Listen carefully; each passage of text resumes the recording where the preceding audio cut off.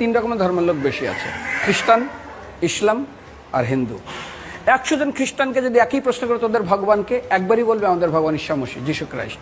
মুসলমানকে জিজ্ঞাসা করবে 3 থেকে 5 মানে মৃত্যুর আগে পর্যন্ত, যাকে এই তোদের ভগবানকে, একই উত্তর দেবে, ভাই আমাদের ভগবান হলো আল্লাহ। হিন্দুদেরকে যদি একই প্রশ্ন করা হয়, ভাই তোদের ভগবানকে, কনফিউজ। 100% হিন্দু 100% কনফিউজ, জানে না ভগবানকে। দ্বিতীয়ত, যদি তুই মুসলমানকে জিজ্ঞাসা হয় তোরা মসজিদে কেন যাচ্ছিস, ওদের শেখানো হয় মসজিদে যেতে হবে নামাজ আদায় করার জন্য। সপ্তাহে ওরা 100% একদিন মসজিদে যাবেই। তুমি যদি খ্রিস্টানদের জিজ্ঞাসা করো তোমরা কেন কোথায় যাবে, কোথায় যাও না, আমাদেরকে একদিন তারা চার্চে যাবে। কেন? ঈশ্বরে প্রার্থনা করার জন্য। ওদের শেখানো হয় জন্মের থেকে, এটা সংস্কার। আর হিন্দুদের যদি জিজ্ঞাসা করে তোমরা মন্দিরে কেন যাচ্ছ, হ্যাঁ আমার ছেলের বিয়ে হচ্ছে না, আমার মেয়ের বাচ্চা হচ্ছে না, আমার বাবা হসপিটালে আছে, কালকের আমার মামলার ডেট আছে, আমার ব্যবসা খুব খারাপ, আমার শরীর খুব খারাপ।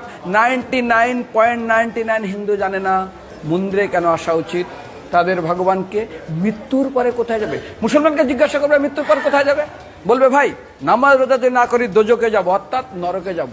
যদি হিন্দুদেরকে জিজ্ঞাসা, ওদেরকে বলবে আর যদি করো নামাজ রোজা করি তাহলে বেহেশতে স্বর্গে যাব।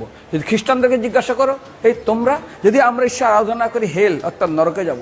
যদি বলা হয় যদি করো ঈশ্বর আরাধনা তাহলে তোমরা হেবেন স্বর্গে যাব। আর হিন্দুদেরকে বলে যে তোমরা মরার পরেই 99% হিন্দু এটাই বলে, মিথ্যাই বলে, আমার বাবার সজ্ঞানে স্বর্গে গিয়ে বসেছে। তোর বাবা কি জমি কেনা আছে নাকি স্বর্গে?